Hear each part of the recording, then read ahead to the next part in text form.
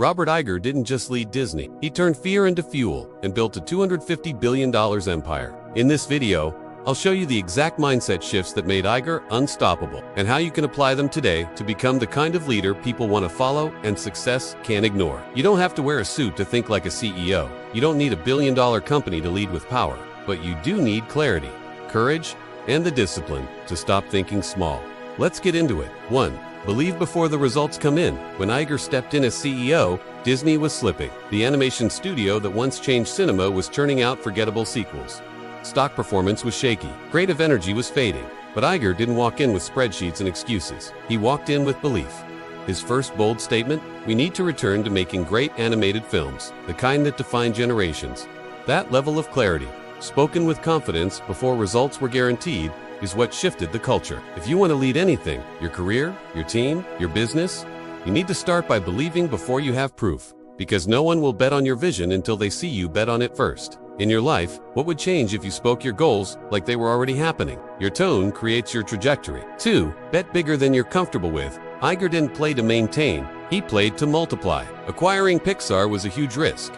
So is buying Marvel, and later, 21st Century Fox. Billions on the line. Endless critics. But he had a principle. Go where the future is heading, not where it's safe. He didn't just chase what was working, he bought what Disney was missing. And that's how leaders think. Not about keeping the lights on, but about lighting up the entire skyline. In your life, where are you playing too small because it feels safer? Where are you holding back from the move that would actually change the game? The biggest difference between people who break through and people who plateau isn't talent. It's audacity. 3.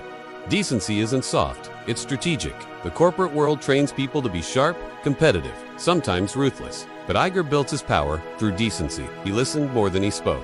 He built trust in rooms where everyone was used to fighting for dominance. He treated janitors and executives with the same level of attention.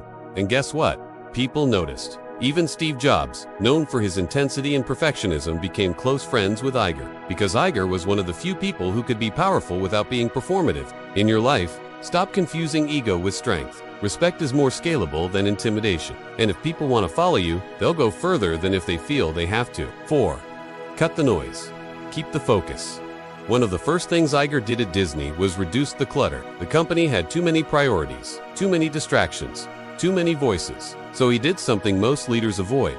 He simplified. He narrowed Disney's focus to 3 things: high-quality, branded content, embracing technology, international expansion. That's it. With those 3 guiding pillars, everything else became easier to align, delegate, and grow. In your life, what if your chaos isn't because of time, but because of lack of focus? Simplicity isn't weakness, it's power. It lets you go all in on what actually moves the needle. 5. Earn it again. Every day, even as CEO, Iger never coasted. He kept studying industries, asking better questions, showing up early, and thinking long-term. He never let success make him soft. He had a simple mindset.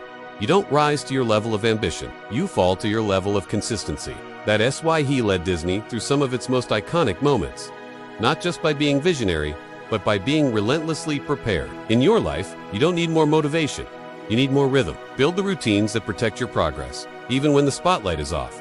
This isn't a story about Disney. It's a story about possibility, about what happens when someone refuses to lead from fear and starts acting from vision. Iger didn't change the game because he had magic. He changed it because he committed harder, focused, deeper, and kept evolving while everyone else tried to coast. So here's the real question. Where in your life are you leading like the old version of you, when it's time to start leading like who you actually want to become? If this video lit something up in you, hit subscribe. And if you're ready to keep growing, your next step is easy. Watch this next video. It'll change how you think about leadership forever.